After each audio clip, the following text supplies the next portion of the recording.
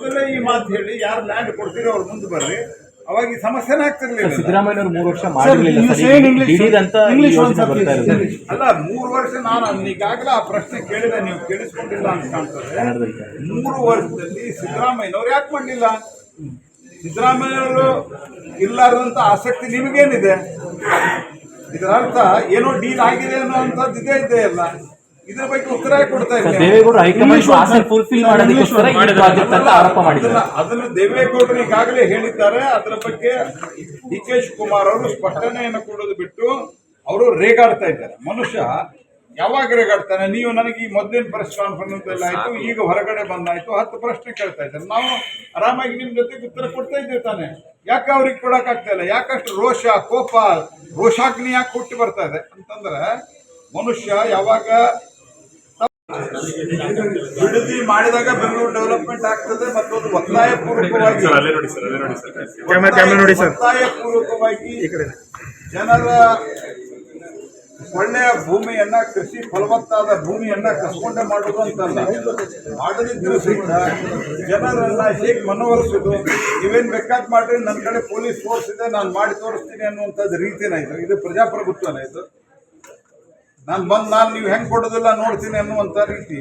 ಆನಂತರ ಯಾವಾಗ ಜನ ರೈತರು ತಿರುಗಿ ಬಿದ್ದರು, ಈಗ ಇಲ್ಲ ನಾನು ಒತ್ತಾಯಪೂರ್ವಕವಾಗಿ ಭೂಮಿ ವಶಪಡಿಸ್ಕೊಳ್ಳೋದಿಲ್ಲ, ಯಾಕೆ ಜನರ ಜೊತೆಗೆ ಮೊದಲೇ ಮಾತನಾಡಲಿಲ್ಲ? ನೀವು ಅನೇಕ ರೀತಿಯ ಸಲಹೆ ಕೊಟ್ಟರೆ ಯಾಕೆ ಸ್ವೀಕಾರ ಮಾಡಲಿಲ್ಲ?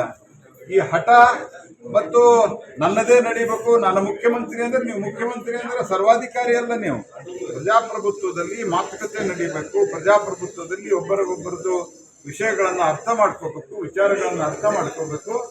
ಡಿ ಕೆ ಶಿವಕುಮಾರ್ ಅವರು ಇವರು ಈ ರಾಜ್ಯದ ಮುಖ್ಯಮಂತ್ರಿ, ಅವರು ಈ ರಾಜ್ಯದ ಮಹಾರಾಜರಲ್ಲ. ಅವರು ಇದನ್ನು ಅವರು ಅರ್ಥ ಮಾಡಿಕೊಂಡು ತಮ್ಮ ನಡೆ ನುಡಿಗಳಲ್ಲಿ ಮತ್ತು ಇವತ್ತೇನು ಪರಮ ಭ್ರಷ್ಟಾಚಾರದ ಆರೋಪಗಳು ಬರ್ತಾ ಇದ್ದಾವೆ, ಇದರ ಬಗ್ಗೆ ಸ್ಪಷ್ಟನೆಯನ್ನ ಕೊಡಬೇಕು.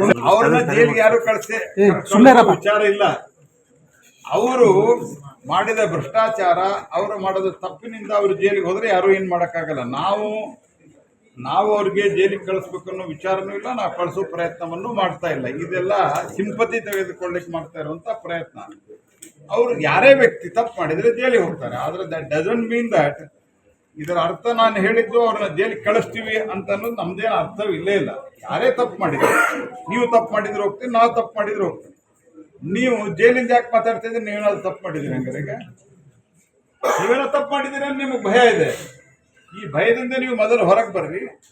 ಜನರ ಹಿತ, ಯಾವುದೇ ಒಂದು ಸರ್ಕಾರ, ಒಂದು ಪಾರ್ಟಿ ಯಾವಾಗ ನಾವು ರಾಜ್ಯದಲ್ಲಿ ಅಧಿಕಾರಕ್ಕೆ ಬರ್ತೀವಿ, ಜನರ ಹಿತವನ್ನು ಗಮನದಲ್ಲಿ ಇಟ್ಕೊಂಡು ಮಾಡಬೇಕು.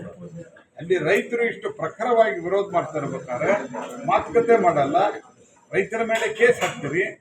ನೀವು ಮೊದಲೇ ಇಷ್ಟೆಲ್ಲ ವಿರೋಧ ಇದೆ ಇದ್ದಾಗ ಈಗ ಹೇಳ್ತಾ ಇದ್ದೀರಿ.